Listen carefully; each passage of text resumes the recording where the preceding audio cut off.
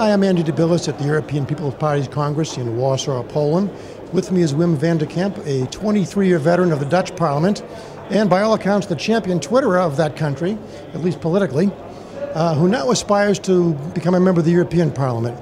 23 years. Why would you want to leave a body where you're so well-grounded to come to the battlefields of the European Parliament?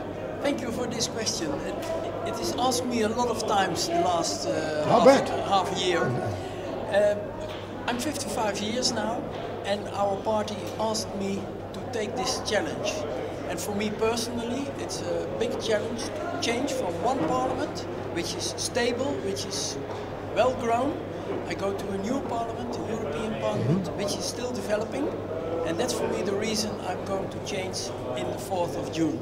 Do you have some personal sense of the type of mission you'd like to accomplish beyond your party?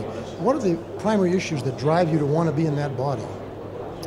I think we have to make clear to the people in Europe what are the tasks of the European Communion and what are not the tasks of the European Union. And when you talk about climate change, when you talk about energy policy, when you talk about general economic politics, about asylum seekers, and about safety in our community, I think that are the 5 main tasks for the European community. But if you talk about pensions, about social welfare, about public health, and about education, we like it to keep it in the Netherlands as a national item. Well, the Netherlands has a reputation of being a little schizophrenic about the European Union. You didn't want the Constitution, and yet you have one foot in the EU and one foot out.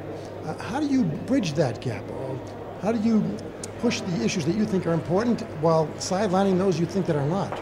I think you are completely right that the situation in my country is quite complicated. We are one of the founders of the European Union, and for the last 40 years we were always in favor of the European Union. But the last 10 years we have seen that a lot of people have become more skeptic about the European Union, and it's my task to make clear to the Dutch people the advantages of the European Union with the 5 tasks I mentioned, yes, and to separate the national items from the European items. And at this moment it is a little bit mixed up. It's complicated, it's not clear, so that's my task for the next 5 years. What are your concerns about human rights? The Netherlands has this pesky habit of insisting on human rights. You're holding up Serbia from becoming a member, not solely, one of the reasons. Do you feel in some sense that the Netherlands, not singularly, is kind of a human rights conscience in that regard?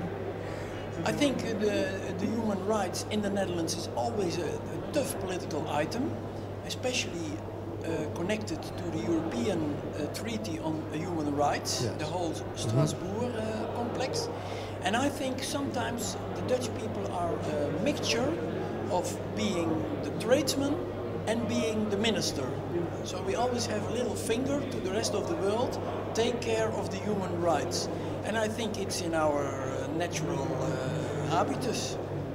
Well, as long as you don't have your finger in the wind trying to gauge which way it's blowing. Okay. I'm Andy DeBillis in Warsaw, Poland, with Wim van de Kamp from the Dutch Parliament for NETV.